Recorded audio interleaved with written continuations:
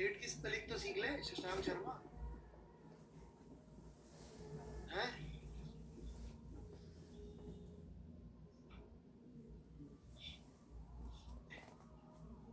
कहाँ शर्मा के छिप गया भाई तू?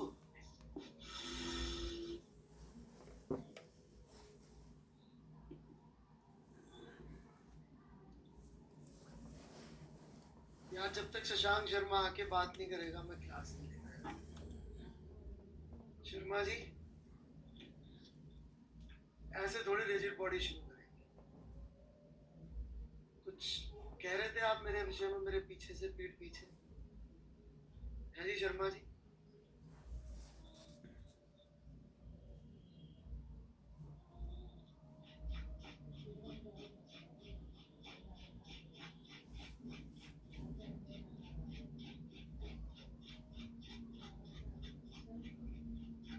चलिए जी पढ़ाना शुरू करें।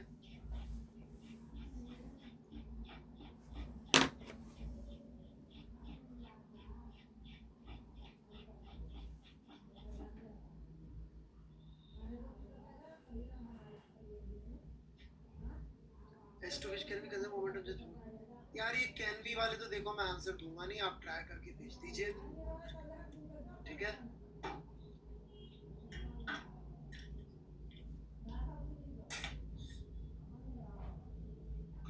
ठीक है चलिए जी। ये कौन है? तिवारी जी अटेम्प्ट करके भेजिए।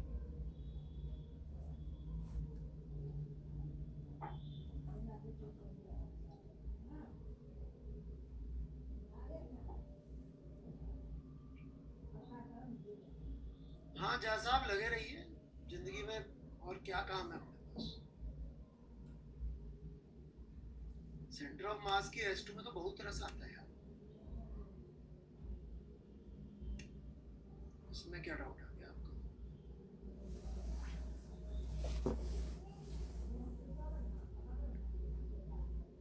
अप्रोच अप्रोच नहीं यार, कुछ भी कर लो, ये गलत बात। आप जैसे लायक बच्चे को ये सब, अरे कोई अप्रोच क्या है, कुछ भी करो ना गलत समय। जेई में रैंक चाहिए ना आपको, फिर जाओ, फिर क्या।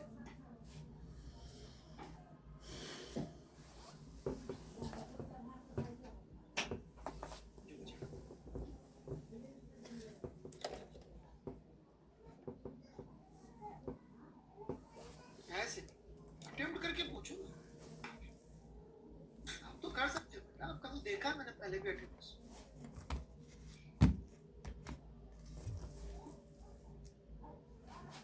ये क्या है दुबे साहब का? There is no net external force in the vertical direction, only external force. Friction is non, therefore momentum of the bullet block system remains conserved. Doubt क्या भाई? सही तो है बात दुबे जी। यदि हम स्मॉल अमाउंट ऑफ टाइम की बात करें, राइट, तो ये जो नॉर्मल लग रहा होगा जमीन से तो mg के बराबर होगा। दुबे जी हैं कि चले गए?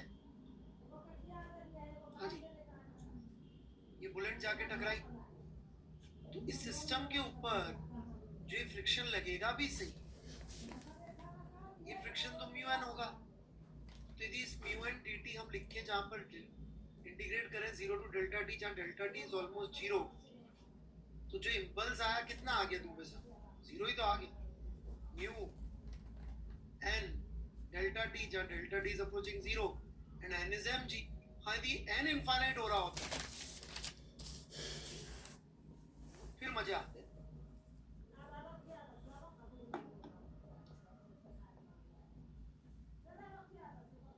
ये कौन है भाई नया? सर मैं नया हूँ sir, I am new from where should I start watching live. कितने नए हो क्या हो बेटा, मेरे को झेल नहीं पाते लोग जिनको बहुत ज्यादा जेई में रैंक वैंक खिंचाओ, बहुत ज्यादा, मतलब उसके लिए कुछ भी कर गुजरने से तैयार हो, वही लोग टिकते बेटा।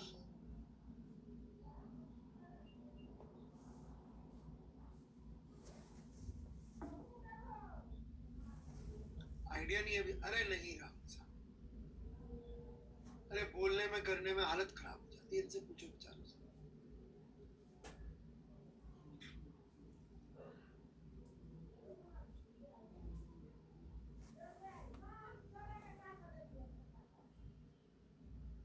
सेंटर ऑफ मास का पूछा होगा ना यार, शायद मुझे याद नहीं सवाल। देखो क्या अनीशा, शायद सेंटर ऑफ मास का होगा बेटा, इसलिए हाफ है। तो वायर हुआ तो बेटा सेंटर ऑफ मास उसका, ये एल ऊपर गया तो सेंटर ऑफ मास का तो L/2 ही हुआ ना बेटा, ठीक है।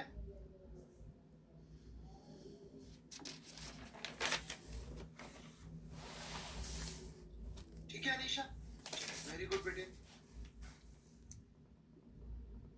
अरे मैं निकालता हूँ, एक मिनट रुक जाओ जी। कुशाग्र सिंह,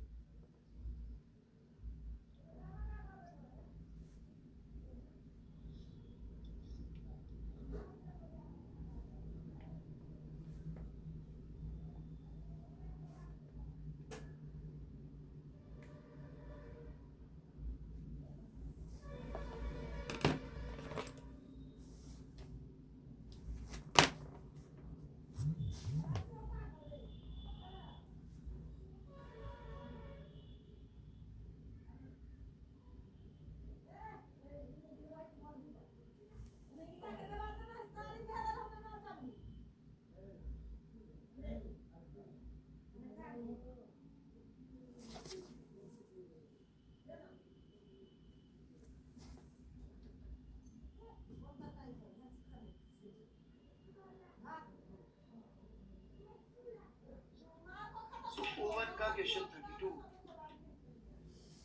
प्रश्न देखिए कुछ ऐसा है, सब लोग ध्यान दीजिएगा।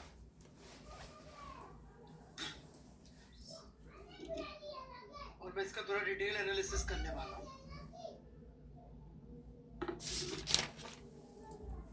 तो प्लीज थोड़ा ध्यान दीजिएगा। जितना इसमें नहीं पूछा है मैं उससे ज्यादा टाइम ले रहा हूँ इसमें समझाने के लिए। सर मैं 12वीं में हूँ, मुझे आपसे COM पढ़ना है। सही है यार, तू डिसाइड कर ले मुझसे क्या पढ़ना है। सही है भाई, पढ़ ले, तो किसने रोका है।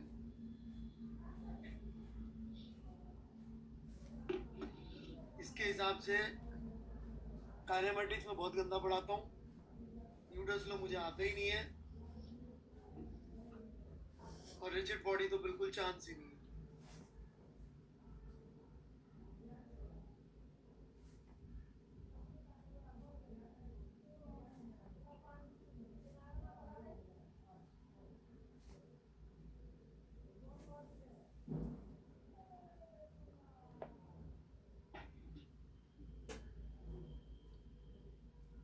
ऐसे ही कहना चाहते हैं ना भाई साहब आप। चलिए सवाल पे ध्यान दीजिएगा, बड़ा खूबसूरत सवाल है। तो ये अपना एक वेज है भाई,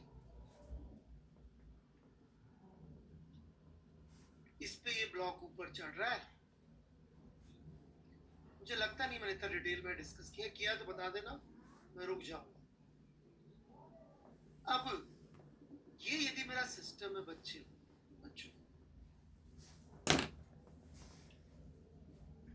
तो y component of velocity of centre of mass की बात करें तो वो बेसिकली ये जो Vm होगा इसका ही y कंपोनेंट आएगा बेसिकली। तो किया है क्या ऐसा कुछ डिस्कशन मैंने अभी तक, पता नहीं, मैं भूल गया, किसी और बैच में किया नहीं ना। तो ये VCM-y होगा, कोई डाउट यहाँ पे,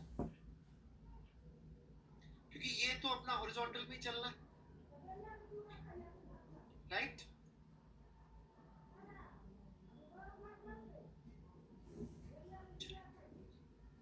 ना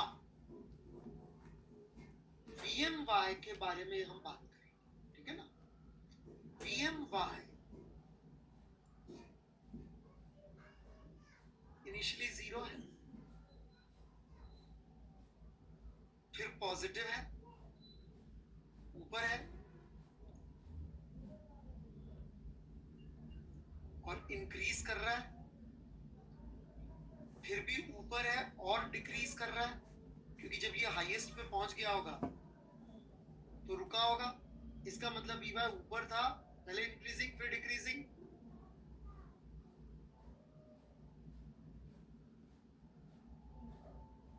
और बाद में फिर ये नीचे हो गया होगा VMy, जब ये नीचे आने लगा होगा और इंक्रीजिंग होगा और फिर नीचे आते आते यहां तक आते आते वापस जीरो हो गया होगा तो डिक्रीजिंग रहा, राइट। अब इस बेसिस पे मैं ये कह सकता हूं कि इस सिस्टम का ACMY वेरी कर रहा है।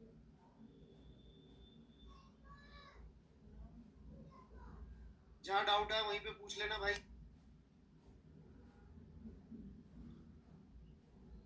ACMY वेरी कर रहा है। ACMY would be summation of Fy upon total mass।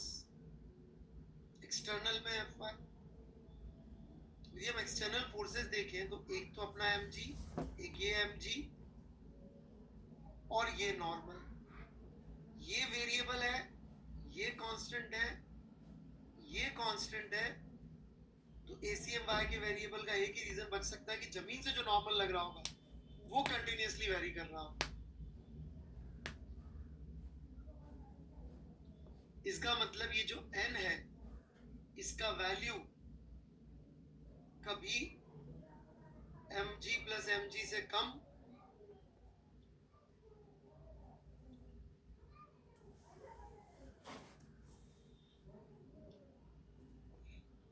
कभी ज्यादा और कभी इक्वल सब हुआ होगा।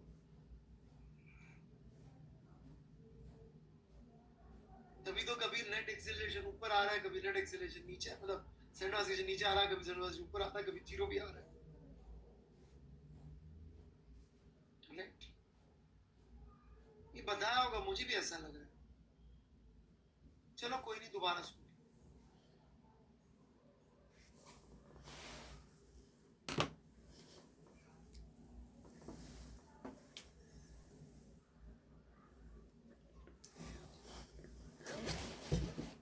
ये केमिस्ट्री फिलिक भाई अभी तक है क्या? क्या चला गया?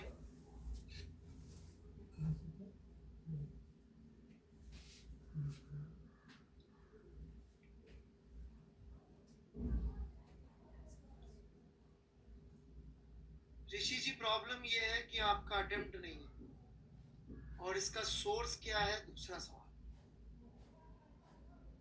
Source attempt,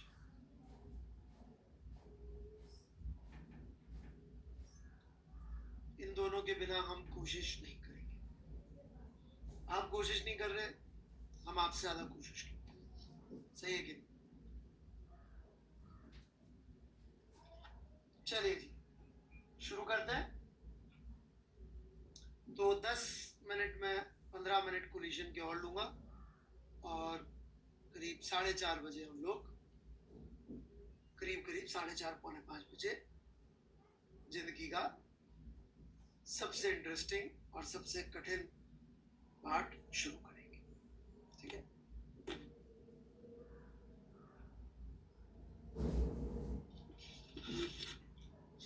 so let's begin. Collision में हमने लास्ट में एक सवाल लिया था, वो आपके सबके समझ में आ गया था, दैट इज ग्रेट, ऑलराइट, कोई प्रॉब्लम नहीं है उसमें। और एक सवाल और ले लेता हूं मैं, नहीं तो कहने को रह जाएगा मैंने ऑब्लिक कोलिजन नहीं पढ़ाया।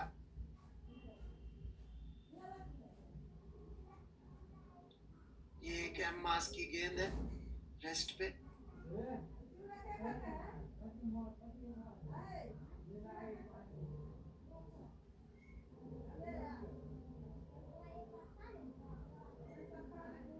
It's exactly identical game.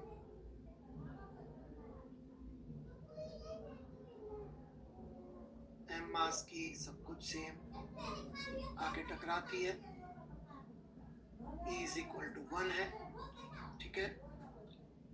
Collision के बाद की दोनों के वेलोसिटी वेक्टर्स बता लें, ऑलराइट, क्या होंगे दोनों के वेलोसिटी वेक्टर्स कोलिजन के बाद के क्या होंगे ये आपको बताना। Please proceed.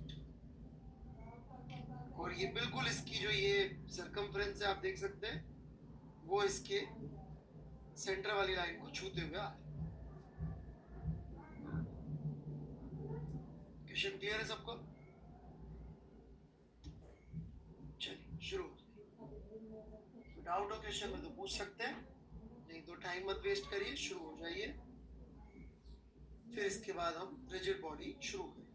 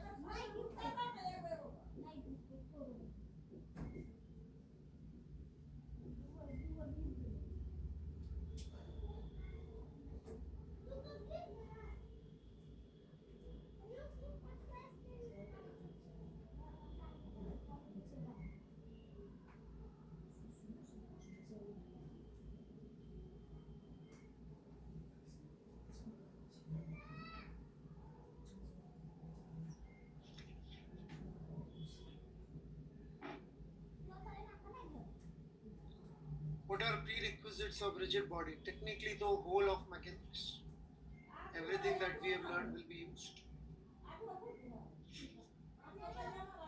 और बहुत सारा जिगरा भी चाहिए, ताकत झेलने की मेरे को।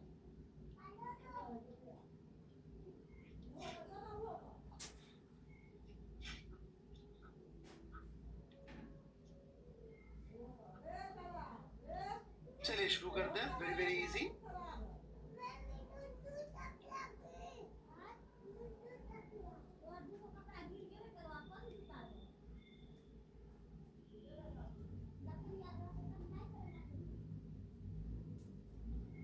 R, ये 2R,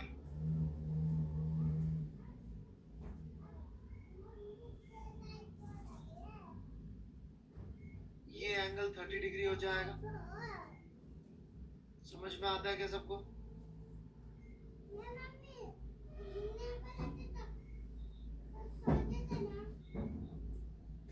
क्या होता था जब मैं कोचिंग क्लासेस में पढ़ा था, बहुत सारे टीचर्स होते थे, तो अब क्या होता था जब रिजिड बॉडी खत्म होती थी तो लोगों को जबरदस्त डिफरेंस दिखता था मेरे स्टूडेंट्स में और बाकियों में। तो ये फेमस हो गया कि इसको रिजिड बॉडी बहुत जबरदस्त पढ़ाते। तो बच्चे क्या करते थे, जो कंस्ट्रेंट के 10-10 लेक्चर अटेंड किए हुए हैं, रिलेटिव मोशन में नदियों में डूबे हुए हैं, तैरे हुए हैं, उस तरह के सारे बच्चे न्यूटन्स लॉ में फर्जीवाड़े करे हुए, सुपर फोर्स, ये सब रिजिड बॉडी की क्लास में आके बैठ जाते। वो एक्सपेक्ट करते थे कि अब आ जाएगा, बस इससे पढ़ लिया रिजिड बॉडी आ जाएगा। वो 4 लेक्चर बाद कौन?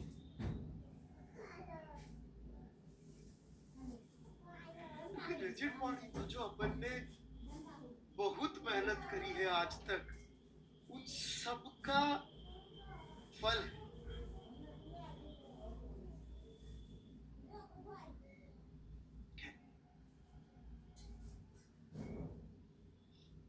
हाँ, बारिश में भीगे हुए थे, बिल्कुल सही।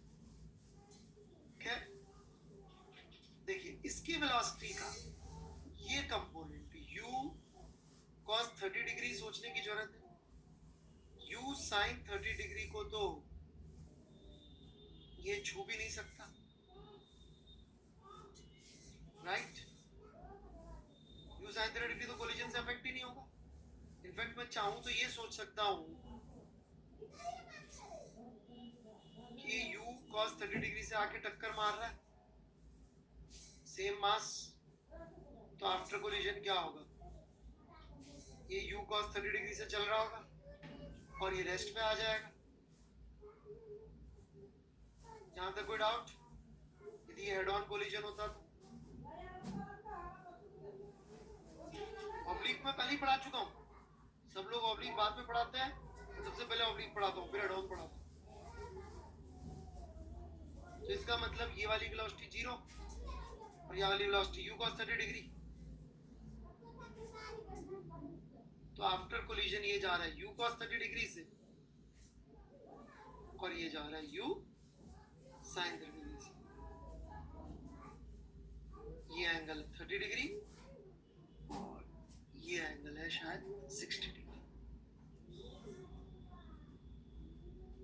तो इसके वेक्टर लेना है, आप ले लेंगे, मैं लूं?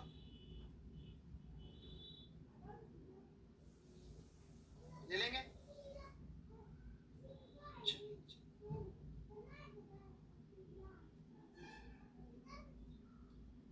तो एक सवाल मैं करा रहा हूं और एक होमवर्क, ठीक है?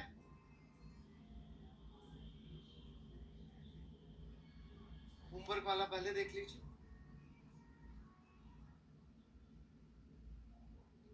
ये एक फिजिक्स की रस्सी से बंधी हुई गेंद है ना? फिजिक्स की रस्सी समझते हैं आप लोग सब, अनब्रेकेबल, इनएक्सटेंसिबल, सब मस्त, जीरो मास।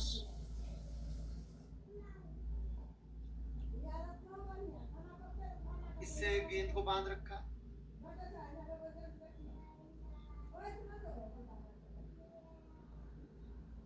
ऊपर से गेंद टपकाई, सेम आइडेंटिकल, रस्सी को टच करते हुए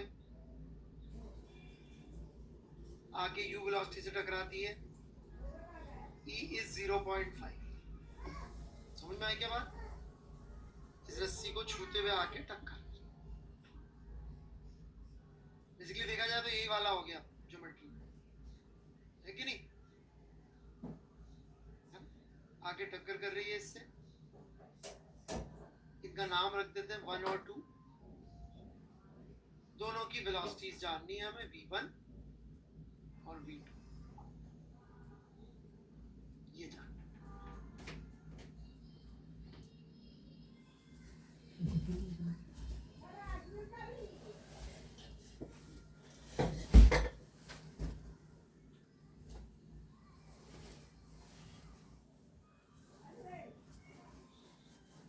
ठीक है, शुरू करें।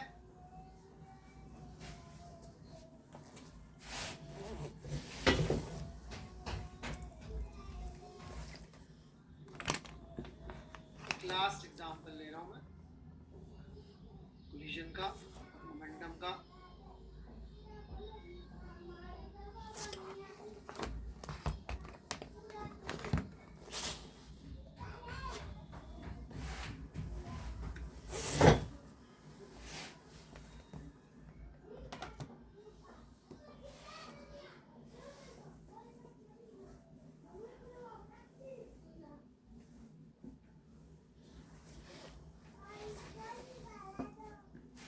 ये दो गेंद हमने ऐसे साइड में ली, सारे मासेस इक्वल है, ठीक है? E is equal to 1 है, ऑल मासेस आर इक्वल। ये दो गेंद को साइड में लिया, ये U से आके टकराई, सारी गेंद की, जब ये एक राउंड ऑफ इवेंट हो चुका होगा तो जो राइट में इनकी वेलोसिटीज होंगी, किस गेंद की कितनी होगी, इस तरफ वाली वेलोसिटीज, ठीक है? प्लीज क्वेश्चन क्लियर है सबको? डाउट हो तो पूछ सकते हैं क्वेश्चन।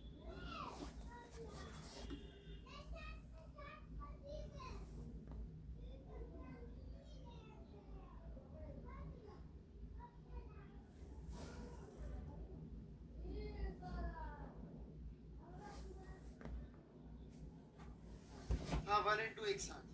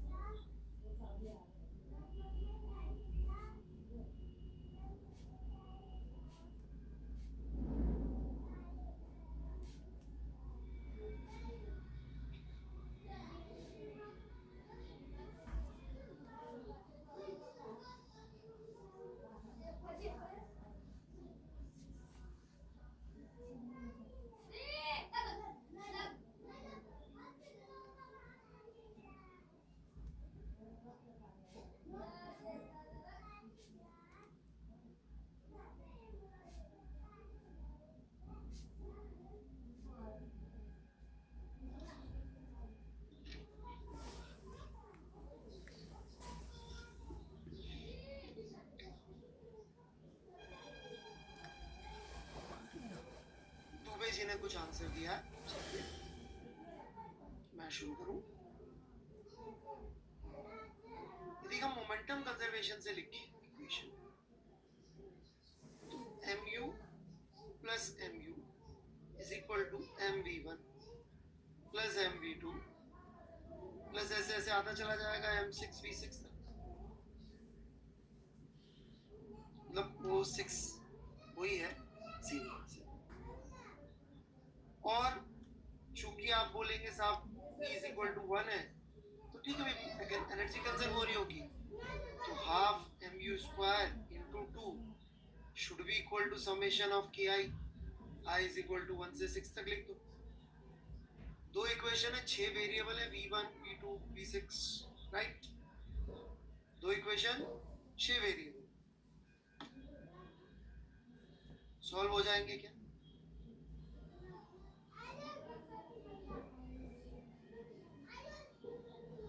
नहीं हो सकते।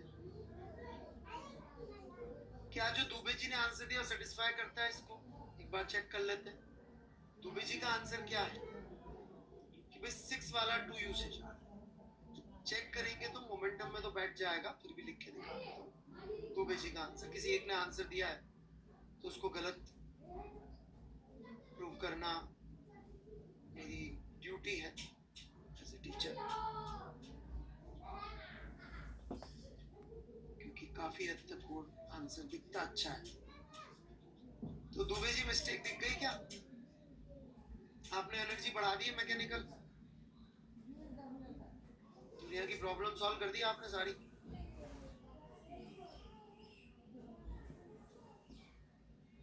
राइट? तो why I am discussing this, क्योंकि मैं जब भी कोई चैप्टर खत्म करता हूं तो उस चैप्टर का फेलियर,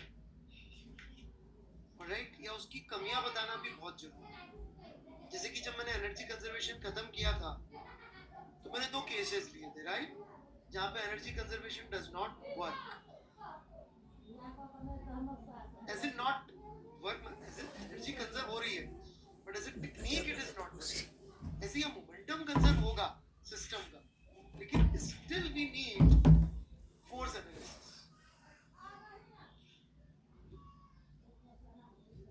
तो शुरू करते हैं।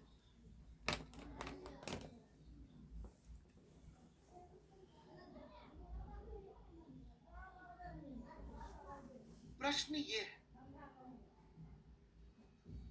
ध्यान से सुनिएगा, कि मैं 1 और 2 जो दोनों यू से चल रहे हैं,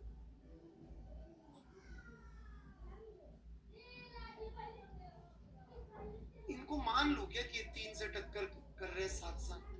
मतलब इज इट लाइक दिस कि मैं मान सकता हूं क्या कि 2m मास m मास से टक्कर कर रहा है? क्या मैं मान सकता हूं?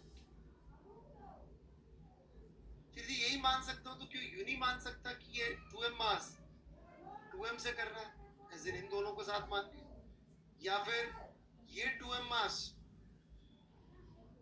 ये 3m के साथ टक्कर कर रहा है, इन तीनों को साथ मान लिया, या 4m से टक्कर कर रहा है। मतलब कि essentially I am saying it is stupid. जो लोग भी यस लिखे थे, सोचो, जब हम इन चारों में से किसी को भी ऐसे डिसाइड नहीं कर सकते कि साथ माने कि नहीं माने, सिर्फ सेम वेलोसिटी चलने से हम ये नहीं कह सकते कि 3 का इंटरेक्शन 2 से 1 और 2 से साथ साथ हो रहा है, तीसरे का इंटरेक्शन 1 और 2 से साथ साथ रहोगा, मानना गलत। हमें बैठ के सोचना ही पड़ेगा कि हाउ फोर्सेस एक्ट, उसके बिना काम नहीं होगा।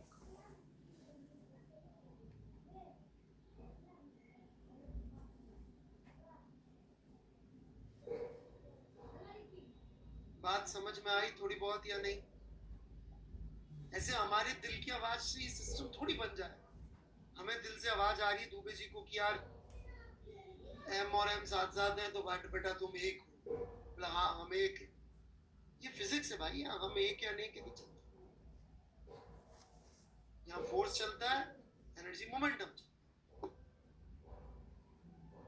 Now my point is this, जो 1 का मोमेंटम है mu, अवेलेबल है क्या?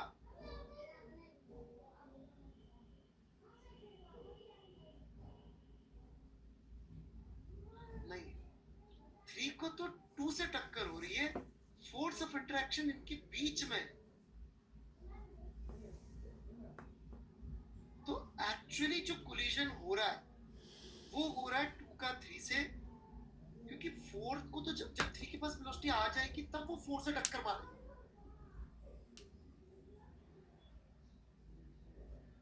तो जो एक्चुअली कोई घटना हुई वो तो हुई 2 और 3 की टक्कर। जब 2 रुक जाएगा तब 1 उससे जाके टकराएगा।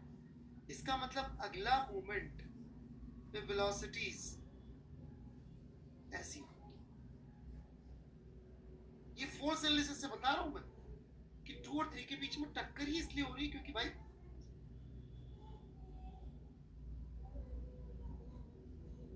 कोई डाउट किसी को यहां तक?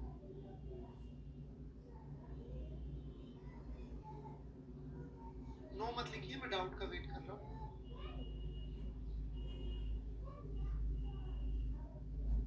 अब 2 आ गया रेस्ट पे और पीछे से 1 चल रहा है, तो 1 जाके 2 को टक्कर मारेगा और 3 जाके 4 को टक्कर मारेगा।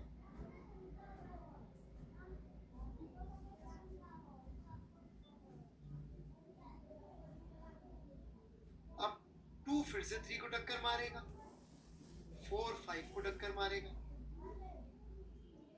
अब 3 4 को टक्कर मारेगा, 5 6 को टक्कर मारेगा, और जैसे ही 6 को टक्कर पड़ी गॉन।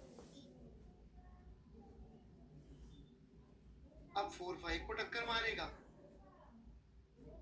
5 गॉन। एक्चुअली तो इसमें यही होता है न्यूटन्स क्रेडल में कि अपन ये 2 को इधर खींच के छोड़ते हैं तो वो 5 6 निकल जाते हैं, फिर 5 6 वापस आते हैं, टक्कर मारते हैं और 1 2 निकल जाते हैं। देखने बड़ा अच्छा लगता है। इसका नाम है न्यूटन्स क्रेडल। ये खिलौना सा होता है, ये मिलता भी बाजार बाजार, किसी ने देखा?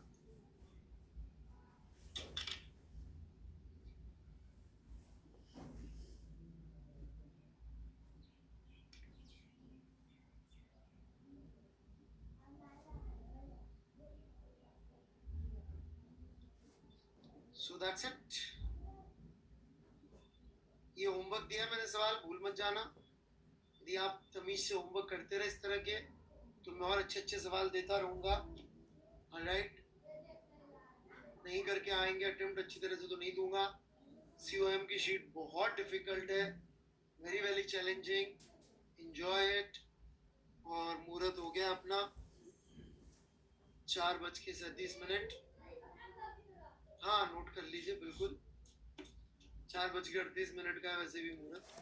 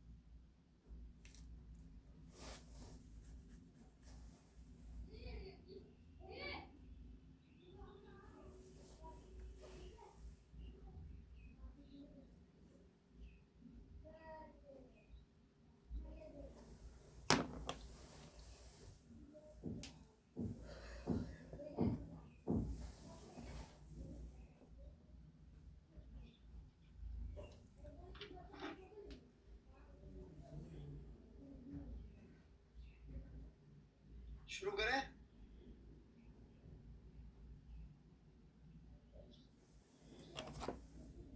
मुहूर्त निकल रहा है भाई।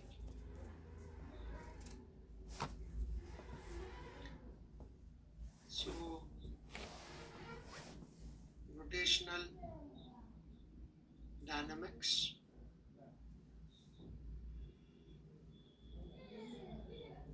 कई लोगों को नाम नहीं पता होता तो इसको रिजिड बॉडी डायनामिक्स भी बोलते हैं, वो भी शुरू होगी, अभी शुरू नहीं हुई है, ठीक है।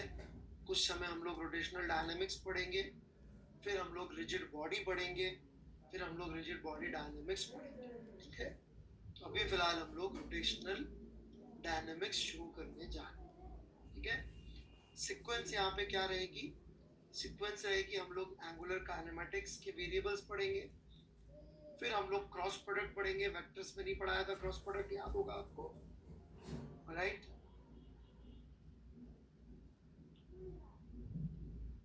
क्रॉस प्रोडक्ट पढ़ेंगे, क्रॉस प्रोडक्ट पढ़ के हम लोग एंगुलर मोमेंटम और टॉर्क पढ़ेंगे, और फिर टॉर्क और एंगुलर मोमेंटम पे पढ़ाई करके हम रिजिड बॉडी की तरफ चले जाएंगे।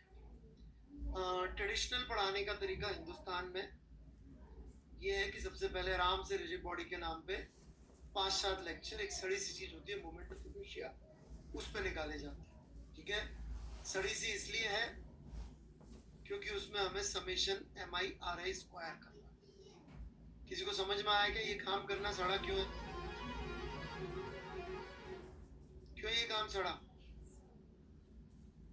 क्योंकि बहुत सारे तो हम ये कर चुके हैं भाई, तो इसी में मस्त टाइम पास होता है बच्चों का, ये निकालते रहते हैं, उनको लगता है हम रिजिड बॉडी पढ़ रहे हैं, हमसे सॉल्व हो रही है। और एंगुलर मोमेंटम जो कि सबसे पावरफुल टेक्निक है मैकेनिक्स की, कई सवाल ऐसे हैं जो बिना एंगुलर मोमेंटम के सॉल्व नहीं हो सकते, और कई सवाल ऐसे जो एंगुलर मोमेंटम से सॉल्व होते हैं। तो लाइक दैट उसको पढ़ाया जाता है सबसे लास्ट। कहीं पे भी आप जाके सीक्वेंस देख लीजिएगा, जैसे किताबों में और जो भी चलता है पढ़ाने के नाम पे, जेईई की कोचिंग में, फिजिक्स में, वहां पर एंगुलर मोमेंटम सबसे लास्ट में पढ़ाया जाता है। जब डिफिकल्ट चीज को लास्ट में पढ़ाना तो बच्चे को टाइम तो मिलेगा ही नहीं उस पर डाउट आने का, तो नया चैप्टर शुरू हो जाएगा, तो उसको रिजिड बॉडी पता ही नहीं पड़ेगा उसे कभी आई, क्योंकि वो तो टाइम पास कर रहा है, मोमेंट ऑफ इनर्शिया कैलकुलेट कर। मैं मोमेंट ऑफ इनर्शिया बहुत ज्यादा नहीं करवाऊंगा, इनफैक्ट आप करेंगे, मैं नहीं करूंगा। कैसे करेंगे, आई विल मैनेज, ठीक है। तो विद दिस बैकग्राउंड, सीक्वेंस पूरी उल्टी है, पहले एंगुलर मोमेंटम और कुछ दिनों बाद मोमेंट ऑफ इनर्शिया, ठीक है। बहुत डेरिवेशंस होंगी, बहुत रिग्रेस मैथ्स भी करेंगे हम लोग। बिना रिग्रेस मैथ्स के हम बिल्कुल नहीं बोलेंगे कि जी ऐसा ऐसा हो रहा है, because unless you prove it mathematically कोई मतलब नहीं है उसका, right. Physics without mathematics is philosophy, ठीक है। चलिए, तो हम फिलॉसफी नहीं पढ़ रहे, फिजिक्स पढ़ रहे, तो लॉजिक भी होगा और मैथ्स भी।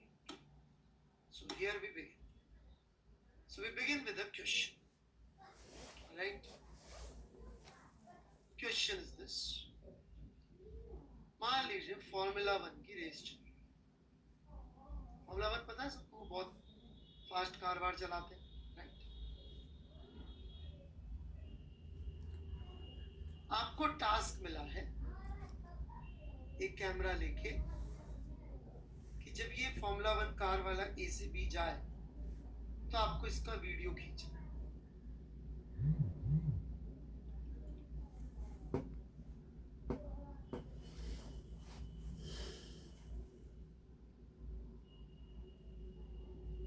आपके पास दो लोकेशन है, दो चॉइसेस है खड़े होने की, कौन सी चॉइस सही रहेगी?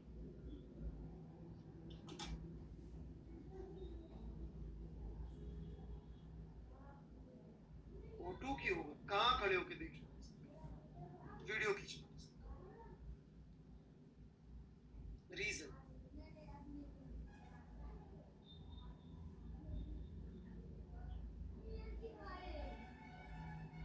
ए से बी तक ही वीडियो लेना ए से बी, ये वाइड व्यू का करोगे क्या? ए से बी ही फोटो खींचना। टास्क की जब ए पे एंटर हो से लेके बी तक।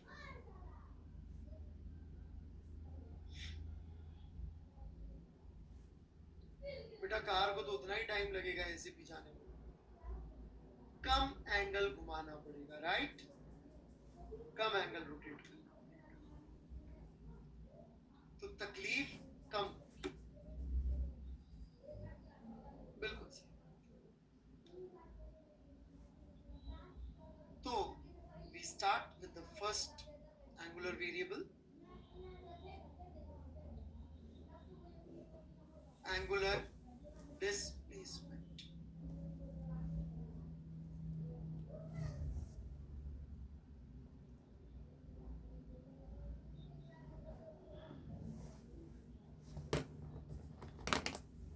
Angular displacement.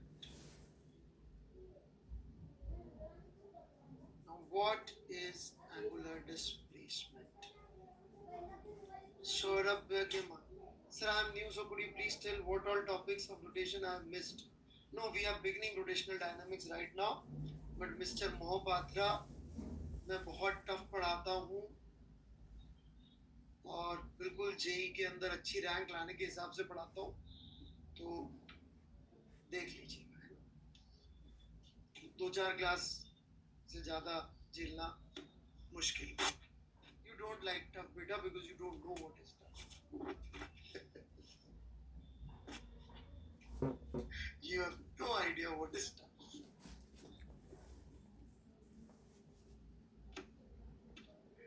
Okay. चले, now angular displacement.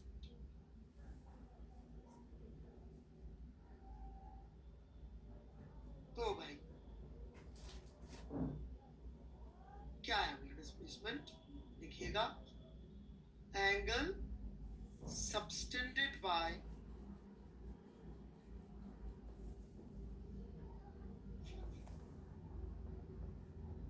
a particle on the observer. Angle subtended by a particle on the observer. चाहे तो मूविंग पार्टिकल भी लिख सकते हैं, थोड़ा सा ज्यादा सेंस बन जाता है। Angle subtended bye a moving particle on the observer. जैसे कि ओवन ने पहले अपनी मुट्ठी इधर करी देखने के लिए, और फिर इसने देखते रहने के लिए अपनी मुंडी या कैमरे को इतना घुमाया, तो this is the angular displacement of this car for observer 1। इसने पहले अपनी गर्दन को इधर किया या कैमरे को इधर किया, और बी तक पहुंचने में इसने अपने कैमरे को या गर्दन को इतना घुमाया, तो this is the angle subtended θ2। तो ये एंगुलर डिस्प्लेसमेंट हो जाएगा।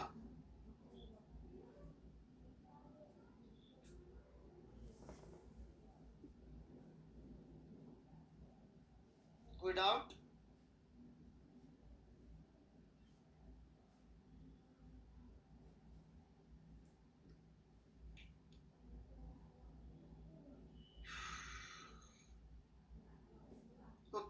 कोई डाउट नहीं है, मैं आगे। तो जबरदस्त इंटरेस्टिंग बातें इस एंगुलर डिस्प्लेसमेंट के बारे में, एक थोड़ी बहुत समझ में आ जाएगी, दूसरी हो सकता है थोड़ी सी बाउंसर निकल जाए, बट धीरे धीरे आ जाएगा। थोड़ा पेशेंस रखना पड़ेगा, यदि ये सीखना है तो पेशेंस बहुत चाहिए। पहले दिन जब हमने रिलेटिव मोशन पढ़ाया था, तब भी लोग भगवान जाने क्या क्या पूछ रहे थे, right? Have patience and listen. O1 या O2 दोनों में से मैं किसी से भी पूछूं कि इस पार्टिकल या इस कार का डिस्प्लेसमेंट बता दीजिए, दोनों डिस्प्लेसमेंट जो बताएंगे ए बी वेक्टर ही बताएंगे, राइट? इस कार का डिस्प्लेसमेंट क्या बताएंगे ये लोग?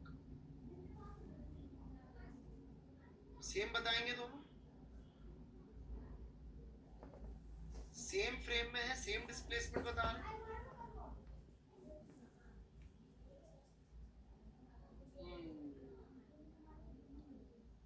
एंगुलर डिस्प्लेसमेंट O1 और O2 सेम ग्राउंड फ्रेम में होने के बावजूद अलग अलग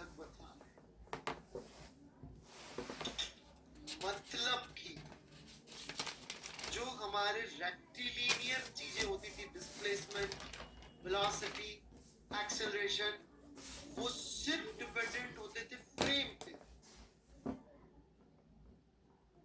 और एंगुलर वेरिएबल्स डिपेंडेंट होंगे फ्रेम पर भी होंगे डिपेंडेंट, और ऑब्जर्वर की लोकेशन पे भी डिपेंडेंट। पूरे रोटेशनल डायनामिक्स में आप ये थीम पाएंगे कि हम सिर्फ टॉर्क नहीं लिख सकते, सिर्फ एंगुलर मोमेंटम नहीं लिख सकते, सिर्फ एंगुलर डिस्प्लेसमेंट, सिर्फ एंगुलर वेलोसिटी, एंगुलर एक्सेलरेशन नहीं लिख सकते। ये भी बोलना पड़ता है किसके रिस्पेक्ट, देखने वाला को, सिर्फ फ्रेम नहीं, किस पॉइंट के रिस्पेक्ट, किस पॉइंट के रिस्पेक्ट। जैसा आप ये देख सकते हैं कि एंगुलर डिस्प्लेसमेंट डिपेंड कर रहा है कि ग्राउंड से तो देख ही रहे हैं, बट ग्राउंड पे कहां से देख रहे हैं, ये इजी वाला पार्ट था।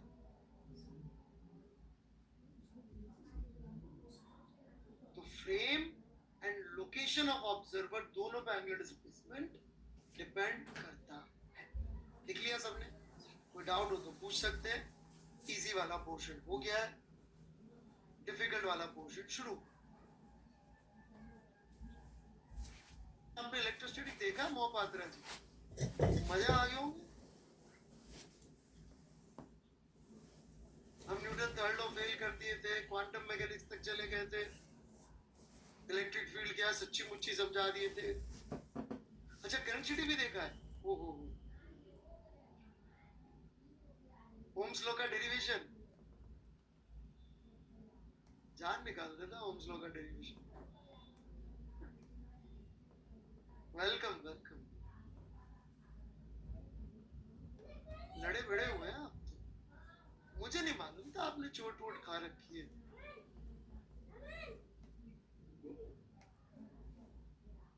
बैटल हार्डन है आप तो। जैसे अभी जब वो चाइना और इंडिया का लफड़ा चल रहा था ना, तो चाइना वाले वीडियो डाले कि भाई देखो हम हमारे सोल्जर्स को खाना पहुंचाएंगे यूजिंग ड्रोन फ्रॉम, गरम गरम खाना पहुंचाएंगे। ठीक है भाई। इंडिया वालों ने वीडियो डाला कि हमारे सोल्जर्स जे बराबर बर्फ में पैर रख के भी कबड्डी खेल रहे हैं।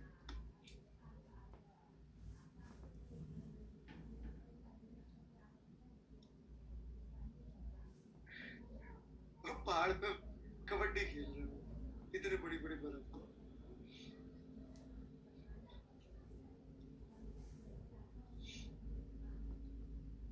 बैटल हार्डन नहीं, फिर शायद झेल जाएंगे।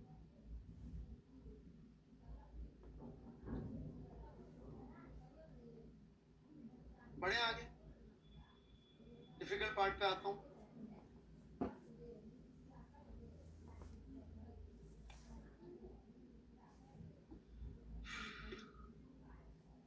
डिफिकल्ट पार्ट ये है कि एंगुलर डिस्प्लेसमेंट बड़े लोगों ने बोला, मैंने नहीं बोला, मेरे पे गुस्सा मत करिएगा, वेक्टर है सामने, मैंने नहीं बोला।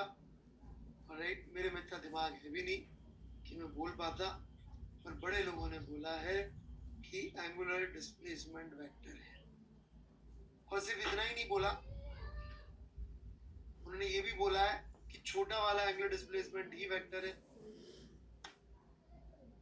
इतना ही नहीं बोला, ये भी बोला है कि एंगुलर डिस्प्लेसमेंट जो वेक्टर है वो जो प्लेन ऑफ मोशन है उसके परपेंडिकुलर है। तो मैंने एक के बाद एक कई सारे बम गोले दाग दिए, धूम धूम धूम धूम। ऑलराइट, तो थोड़ा सा कोशिश कर लेते हैं कितना समझ में आता है। एक एक करके मैं सारी बातें समझाऊंगा। छोटा वाला क्यों है, perpendicular to the direct plane क्यों है, ये सब बातें मैं कोशिश करूंगा। देखते हैं कितना समझ में आता है। ठीक है,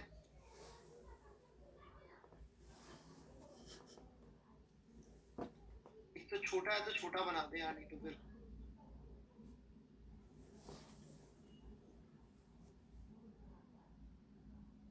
बहुत बड़ा है छोटा है। तो ओ पॉइंट से बैठ के हम देख रहे हैं ए आपका इनिशियल लोकेशन, बी आपका फाइनल लोकेशन। ए से बी गया पार्टिकल, ठीक है। पहला point, 3 points O, A and B.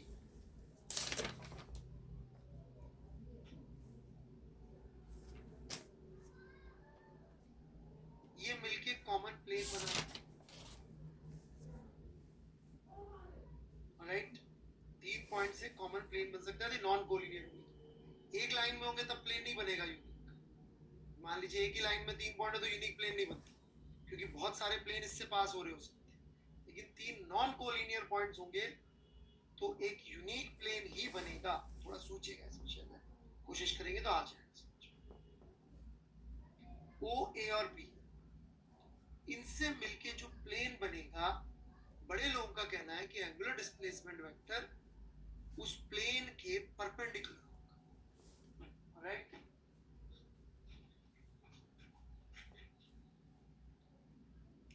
जैसे कि ये प्लेन दिख रहा है स्क्रीन का, तो बड़े लोगों के हिसाब से एंगुलर डिस्प्लेसमेंट वेक्टर इसके परपेंडिकुलर, ठीक है।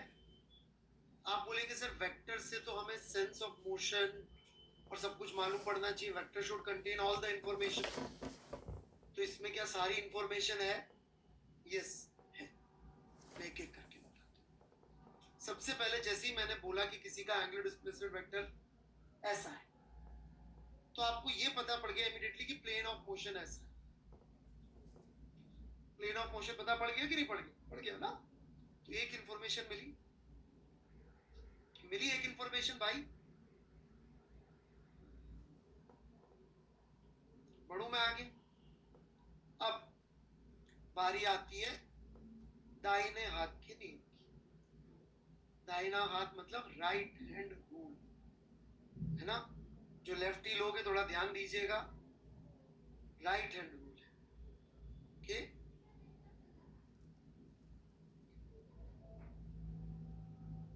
तो राइट हैंड रूल, जिसको बंगाली में थंब रूल कहते हैं, अलिफ दास जी की किताबें, राइट। ये बंगाली ट्रांसलेशन है क्या राइट हैंड रूल का? अलिफ दास जी थंब रूल। मेरी बंगाली थोड़ी कमजोर है, ओके। अच्छा, बुक अब क्या करना है, ये स्क्रीन है आपके सामने, तो इस पे कराटे चॉप मारना नहीं, कराटे चॉप जैसा हाथ रख देना तो टूट जाएगी, राइट। अब ऐसा हाथ रखा आपने, तो अंगूठा बाहर की तरफ आ रहा है। क्या आपकी उंगलियां ए से बी की तरफ मुड़ रही हैं? किसकी मुड़ रही है ए से बी की तरफ?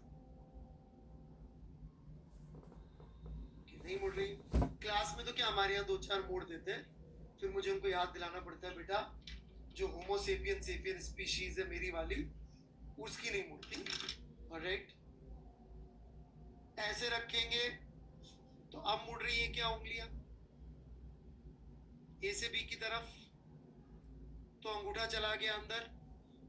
इसका मतलब ये अंदर वाली direction is the direction of angular displacement vector. तो अपन को प्लेन भी मिल गया और सेंस ऑफ रोटेशन भी मिल गया। ये बताओ अनअकैडमी वाले बोल रहे हैं कि सर आप आइडियल टाइम दे दो। हे भगवान, यहाँ मैं इतनी डिफिकल्ट चीज पढ़ा रहा हूँ, वो इनके इसमें तो 3D है नहीं ना, तो 3D बोर्ड दे दो भाई। कैसे लोग हैं, भलाई का जमाना ही। ठीक है भाई, तो प्लेन भी मिल गया और सेंस ऑफ रोटेशन भी मिल गया। जैसे मैंने बोला कि एंगुलर डिस्प्लेसमेंट वेक्टर ऊपर की तरफ है, तो प्लेन हो गया भाई हॉरिजॉन्टल, हो गया नहीं हो गया हॉरिजॉन्टल। और सेंस ऑफ रोटेशन के लिए मैंने अंगूठा इसके अलोंग किया सीधे हाथ का, तो उंगलियां ऐसे घूम गई। तो this is the sense of rotation, got it.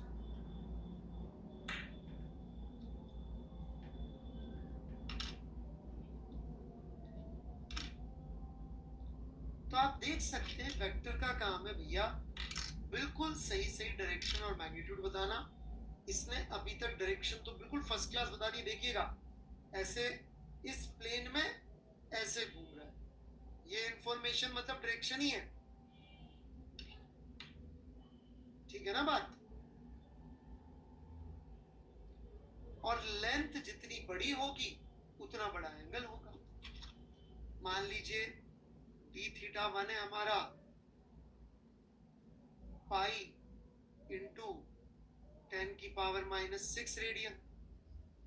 तो जब हमने वो बनाया तो 1 सेंटीमीटर का बनाया लेट से। तो यदि मुझे डी थीटा 2 बनाना हो 3 पाई इंटू 10⁻⁻6 रेडियन का, तो वो मैं कितनी लेंथ का बना दूंगा? 3 सेंटीमीटर का बना दूंगा। वैसे भी लेंथ इक्विवेलेंट ही होती थी। वैसे भी जो वेक्टर में अपन बनाते हैं लेंथ, फोर्स की लेंथ बनाते हैं तो वो तो रिप्रेजेंटेटिव होती है ना, सच्ची मुच्ची 4 न्यूटन लेंथ थोड़ी होती है। तो रिप्रेजेंटेटिव आइडिया होता है कि भाई जितना लंबा उतना बड़ा मैग्नीट्यूड, तो वो फर्स्ट क्लास पे डिवाइड। जो बच्चे भी होमवर्क वगैरह में पीछे चल रहे, बड़ा अच्छा समय होमवर्क करने का खत्म, क्योंकि अभी मैं कुछ भी होमवर्क नहीं दे रहा हूँ काफी टाइम तक। अगले 3-4 लेक्चर तक कोई होमवर्क नहीं। ठीक है।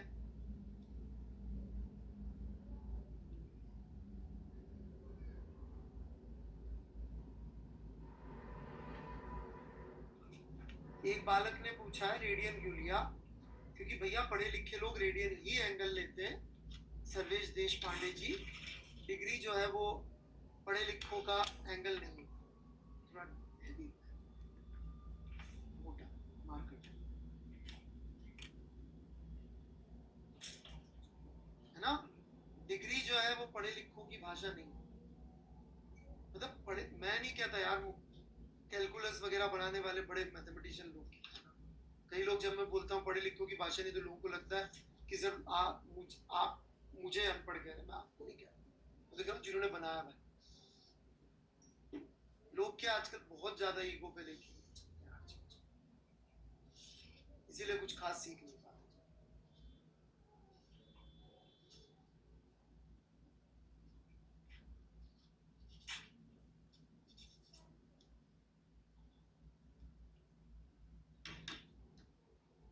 भाई साहब शीट है मोहपात्रा जी हमारी, वीडियो तो सही उससे एक बार। Now pay attention. Let's say ये यूं जाकर, सॉरी ये यहां से यूं जाकर यूं गया, दिख रहा है सबको? तो हम प्लेन ऑफ मोशन नहीं बता पाएंगे। बता पाएंगे क्या प्लेन ऑफ मोशन यूनिकली?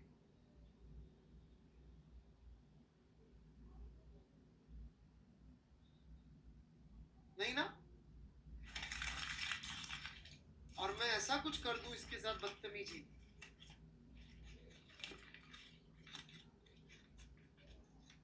अब बता पाएंगे? निहत बिल्कुल ही। पहले 2 थे भाई साहब, अब तो कोई चांस ही नहीं। राइट। लेकिन अरे यार भाई मैं पढ़ा रहा हूँ, विश्वास करो अनअकैडमी वाले अंकल, सीरियसली पढ़ा रहा हूँ। अरे यार वो बार बार आ जाता है कि आप पढ़ा नहीं रहे हो 20 सेकंड वाली। और ये पूरे रोटेशन में जब तक क्रॉस में पढ़ाऊंगा यही करेगा।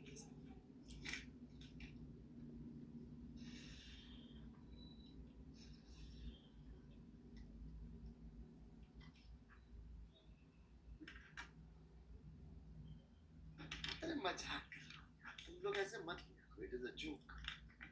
यदि ये एंगल छोटा है बच्चों, तो मेरे ये विध्वंस के बावजूद इसके एक प्लेन में लाई करने के चांसेस बढ़ते जाएंगे। इनफैक्ट जब मैं इसको डी थीटा ही कर दूंगा तब तो एक प्लेन में लाई करेगा ही करेगा ना uniquely,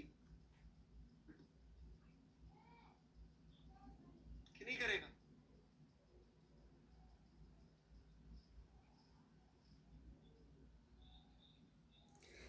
So that's why small angular displacement is a vector, but a large angular displacement is not a vector.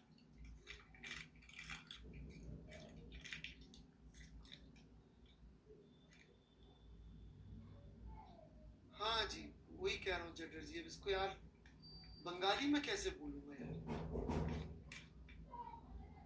Sir क्या एग्जाम्पल, क्या एग्जाम्पल मतलब समझ में नहीं आया।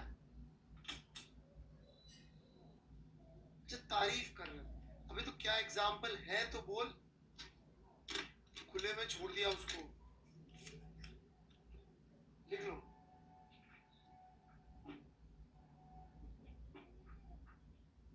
मैं जब तक इसके साथ खेलता रहा तो अंकल बोलेंगे आप पढ़ा।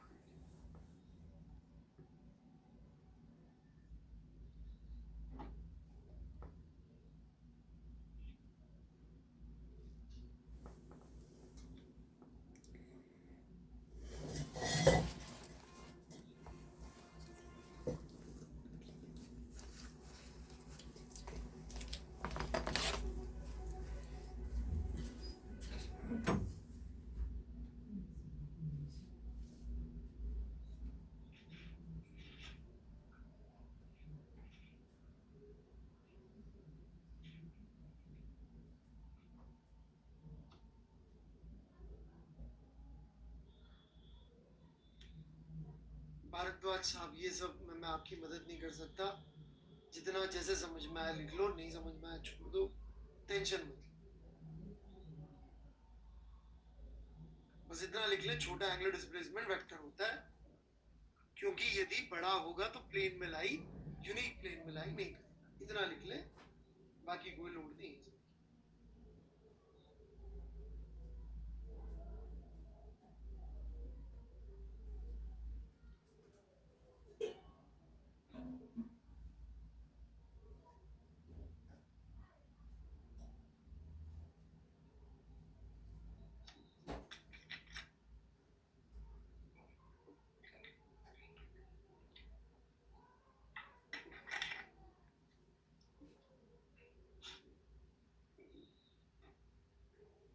बड़े आगे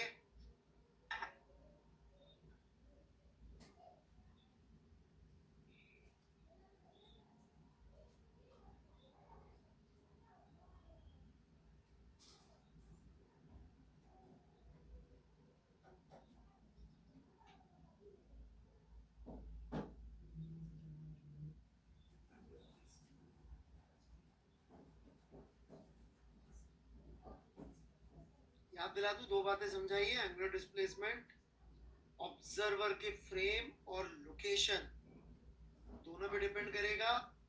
दूसरा छोटा एंगुलर डिस्प्लेसमेंट वेक्टर होगा, बड़ा नहीं होगा। सर ये अपने डी थीटा से क्या लिखा है, कुछ पता नहीं भाई साहब। पाई लिखा भाई साहब, पाई।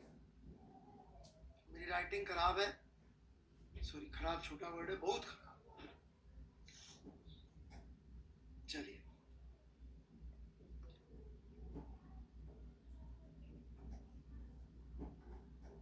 Angular velocity,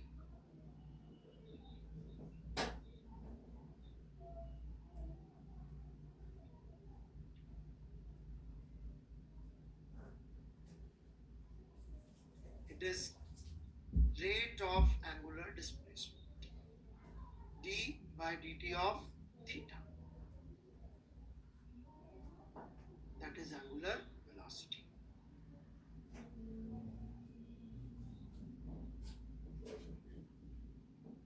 d by dt of theta, angular velocity.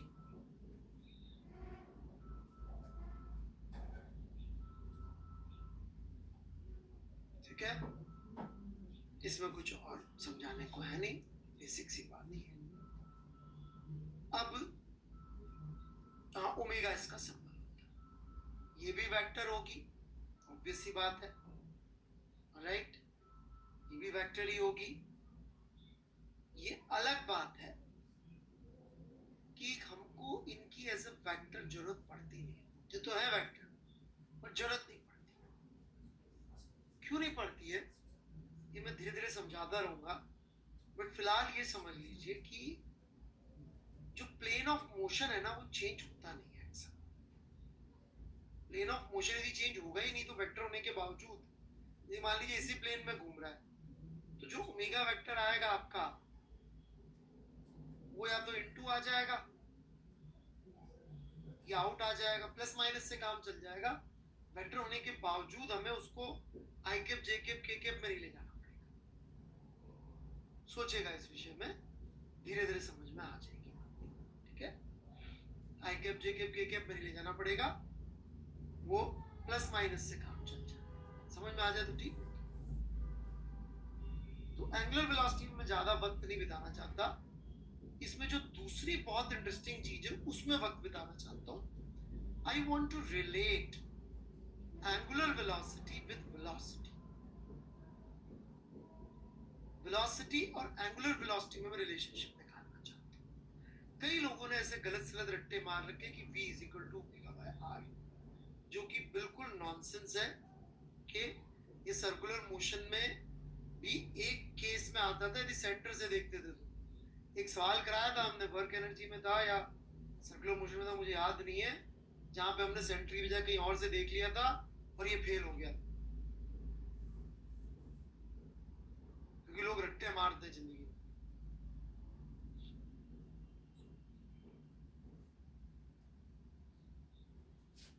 नहीं, रस्सी वाला नहीं, सर्कुलर मोशन नहीं था, राइट।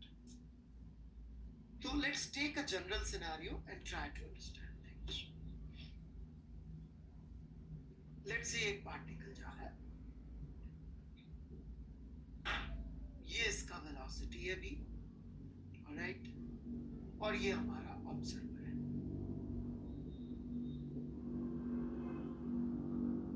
साथ साथ पेन चलाते जाइएगा, वेट मत करिएगा। ये एंगल थीटा,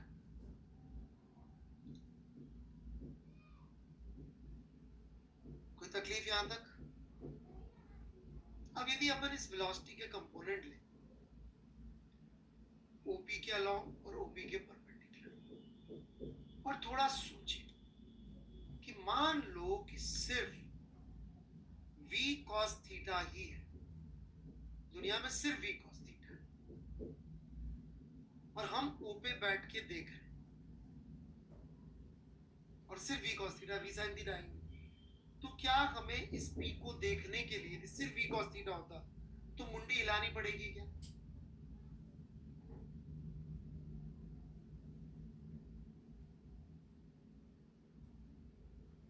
मुंडी नहीं हिलानी पड़ेगी ना।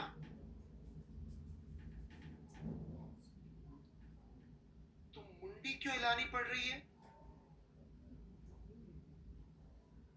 Because of this particular component.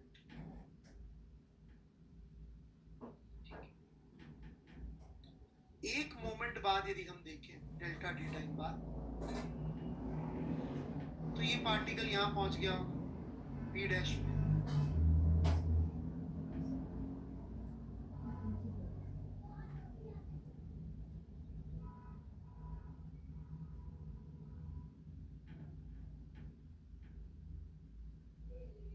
ये एंगल को मैं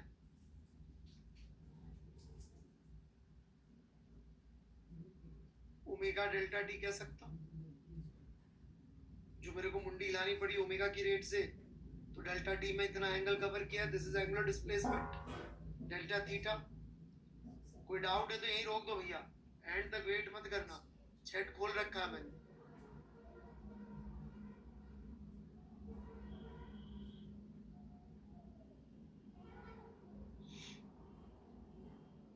अब बहुत ध्यान से मेरी बात समझना,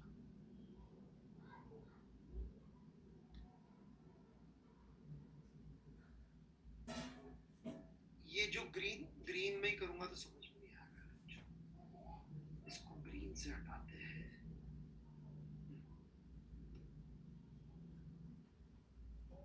ये जो पर्पल में मैंने लेंथ बनाई है, जो मैंने पर्पल में लेंथ बनाई है, ये लेंथ ओपी डेल्टा थीटा होगी, ना कि ये येलो वाली लेंथ, क्योंकि सर्कल का जो आर्क होता है उसकी लेंथ होती है आर डेल्टा थीटा। सर्कल के लिए ये लेंथ डिस्टेंस बराबर होनी चाहिए, राइट।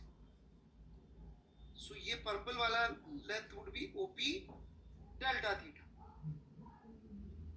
क्योंकि ये दूरी करीब करीब ओपी होगी अभी। हाँ, स्मॉल एंगल के लिए, बिल्कुल स्मॉल एंगल के लिए। तो मैं लिख सकता हूं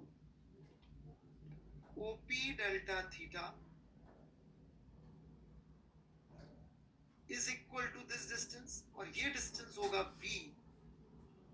यार डेल्टा थीटा की जगह ना फाई लिख दे दो, क्योंकि वो नहीं तो वो भी थीटा है, वो थीटा इस थीटा से कोई लेना देना नहीं है, ये दोनों थीटा एक जैसे हो जाएंगे, लफड़ा हो जाएगा।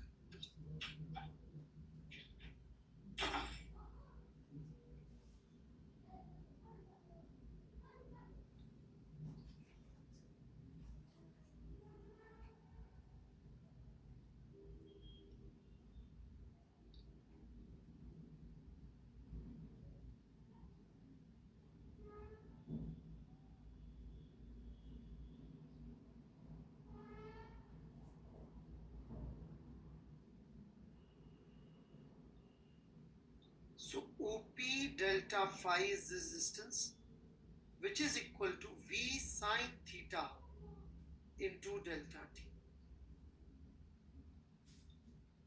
Hence, delta phi by delta t is equal to V sine theta by OP, where V sine theta is component of velocity perpendicular to line joining, and OP is length of line joining.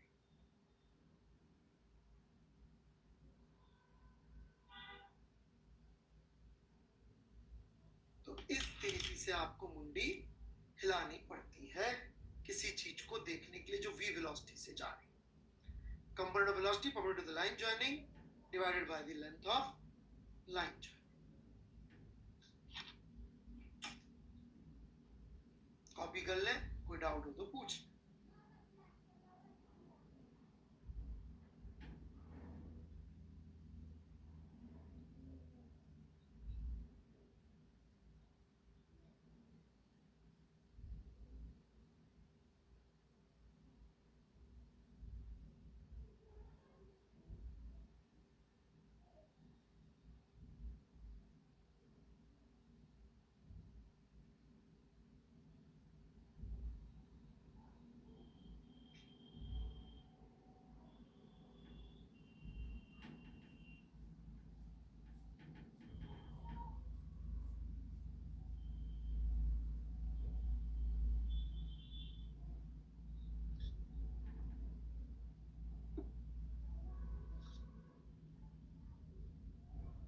D phi लिख लो Mohapatra, hardly matters.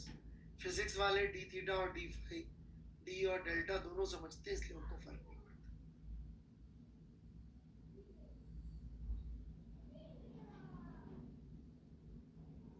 हाँ जी, बीच से ही ले रहे हैं यान यादव जी, ठीक है। वो आर के बेटा डेल्टा फाई इतना छोटा होगा कि वो फर्क ही नहीं पड़ेगा, वो सर्कल का आर के। But what is important ion, ये समझना कि रेड वाला नहीं होगा, पीपी डैश नहीं होगा, है ना। पीपी डैश सोचना गलत है।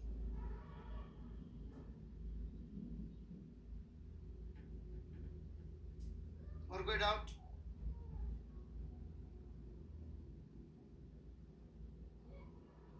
मोहपात्रा जी ऐसा है कि अपन ये लेके फिर लिमिट डेल्टा टी अप्रोच 0 लिख देते हैं। वो डी थीटा और डी टी जो है ना, उसमें होता ये है कि भाई डी इज अ सिंबल, तो डी बाय डी टी तक पहुंचने के लिए मैथ्स वाले कहते हैं भाई लिमिट लगाओ, इसलिए मैंने विजन दिला को नेगलेक्ट किया था। ऋतिक जी दोबारा सुनिएगा एक बार, देखिए बताइएगा मेरे को कि मैंने ऐसा बोला है क्या नेगलेक्ट कर। सुनिएगा एक बार दोबारा, मैंने कहा था यदि नहीं होता, नहीं होता, यदि नहीं होता है, यदि नहीं होता, थोड़ा दोबारा सुनिएगा, है ना। और इस बार दूसरा टैब बंद करिएगा जब भी सुन रहे हो, और सिर्फ यही टैब खुला रखिए, है ना। learn.unacademy.com, फिर देखना पक्का समझ में आएगा।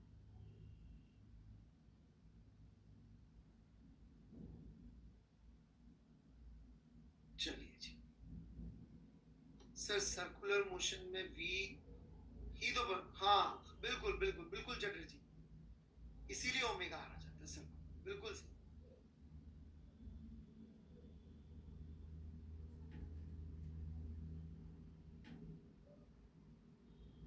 चलिए जी आगे बढ़ू मैं, एक आध एग्जांपल ले लेते हैं इसमें छोटा मोटा।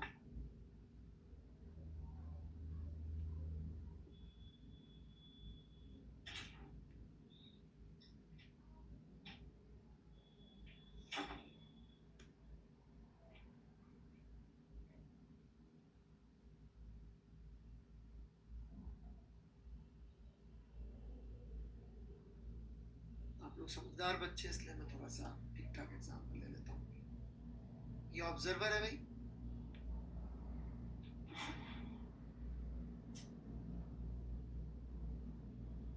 और एक पार्टिकल पी यहां से चलना शुरू करता है 4 मीटर से, y t 0 पे यहाँ है, और ये 10 मीटर पर सेकंड से चल रहा है कांस्टेंट वेलोसिटी से। तो o के रेस्पेक्ट में एंगुलर वेलोसिटी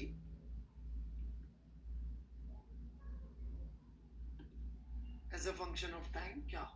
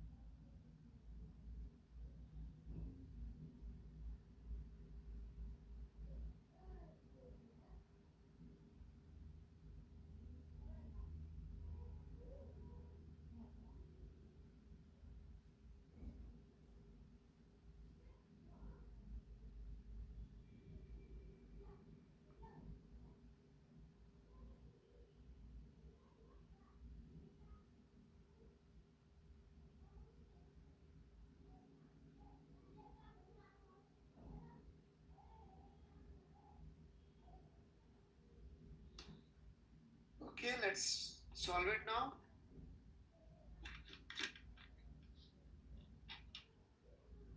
कांस्टेंट आ गई मोहपात्रा जी आपकी, मैंने बोला as a function of time निकालिएगा।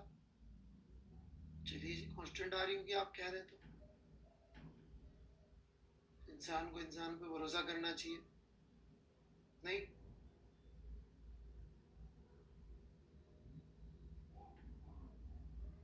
Teachers को अलाउड नहीं है यार, teachers and parents are not supposed to be late. बहुत ही बुरे लोग होते हैं, विश्वास करने अलाउड।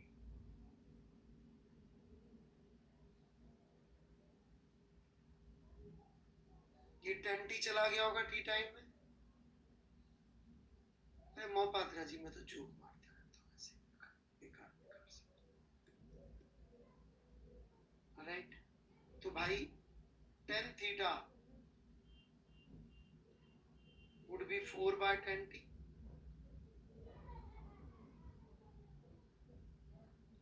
और हमें चाहिए component of velocity perpendicular to line joining, that would be 10 sin theta,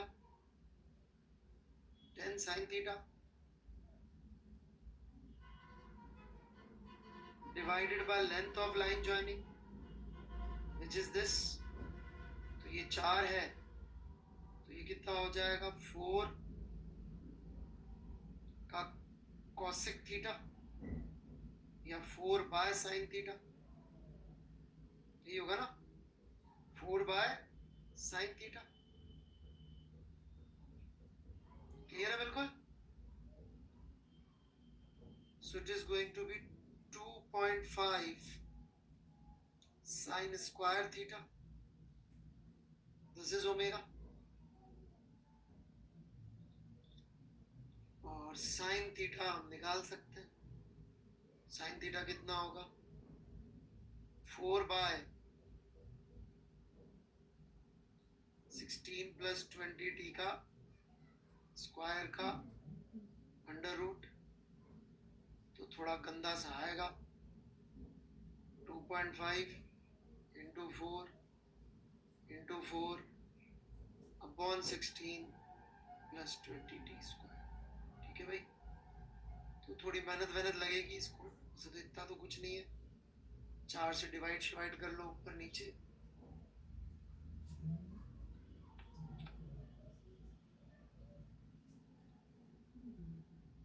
और 2.5 इंटू 4 10 हो जाएगा, तो 10 बाय 4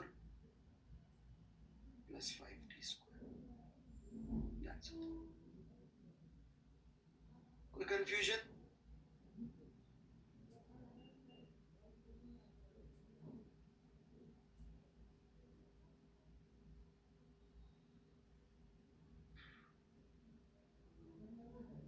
यादव जी, और अपना आंसर कहाँ मिल रहा है आपका, मेरा अलग अलग है जी यादव साहब, मैंने कुछ गड़बड़ कर दिया क्या? दोबारा चेक करो। नहीं यार, मेरा ठीक है ना, 16 ही होगा ना, मेरा सही है।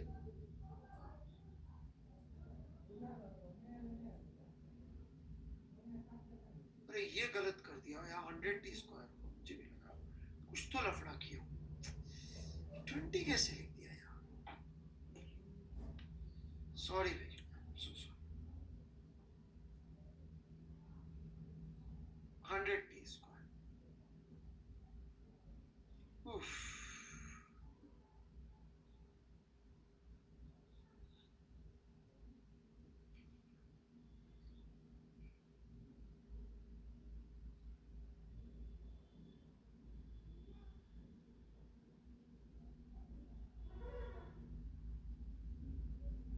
ऐसी गलतियां होती है तो यार ऐसा लगता है रिटायर हो जाना चाहिए, पढ़ाना ही नहीं चाहिए, मोटा हो गया।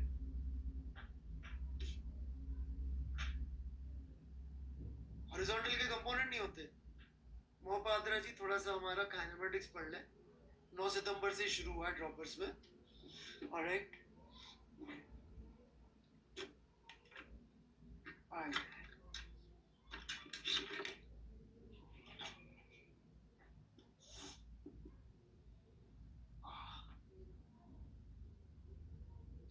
ठीक है, क्लियर है ये? चलिए 2 मिनट, छोटी सी 1-2 चीजें और ले लेते हैं।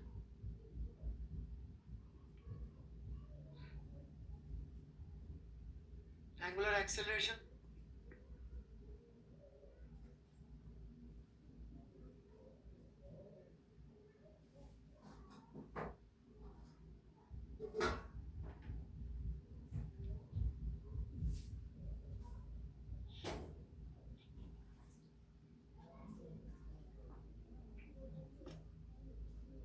Alpha is equal to d omega by d t, सही है कि नहीं? Rate of change of angular velocity, इससे बड़ी सिंपल सी बात है। जैसे मान लीजिए ये ओमेगा है इधर, राइट, 3 माइनस 2t, तो अल्फा किधर होगा, into the plane, out of the plane. Alpha किधर होगा, into the plane, out of the plane.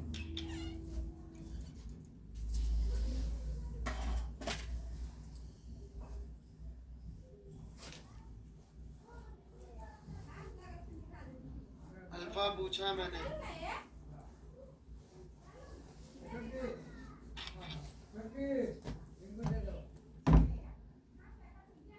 Very bad.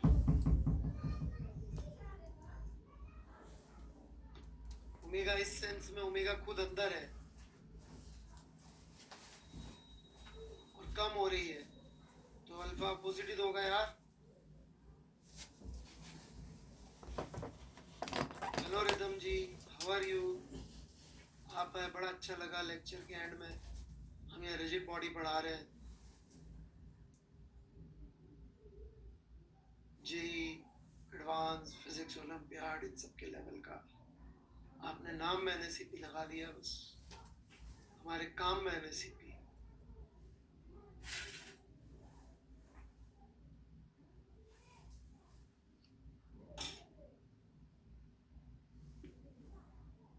अच्छा सी लगा है क्या? अरे आज मैंने पूछा एक दो बच्चों से कि भाई तुम लोग नाम में ये IITD IITB IPHU ये क्या लगाते हो? उन्होंने फंडा बताया साहब ये लगाने से मिल जाता है। मैंने कहा भाई फिर मैं अपने नाम में मुकेश अंबानी लगा लूं, और जिन्होंने तुम्हें सलाह दी तुम उनको ये सलाह देके देखो, जैसे आप अपने नाम में आप मुकेश अंबानी लगा लो।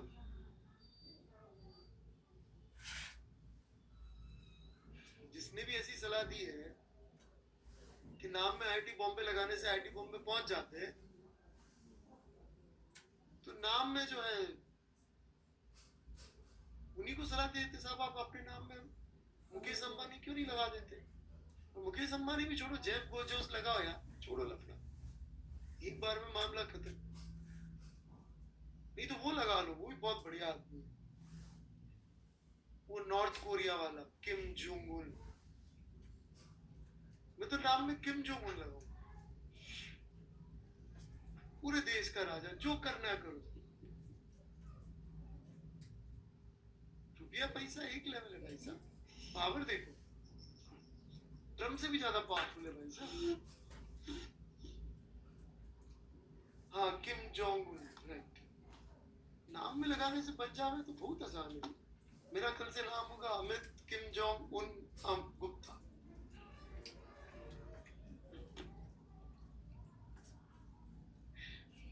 अबे काम में लगाओ बे।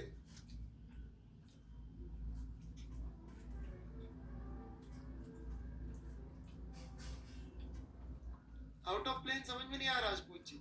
Omega vector into the plane है, बात समझ में आई क्या?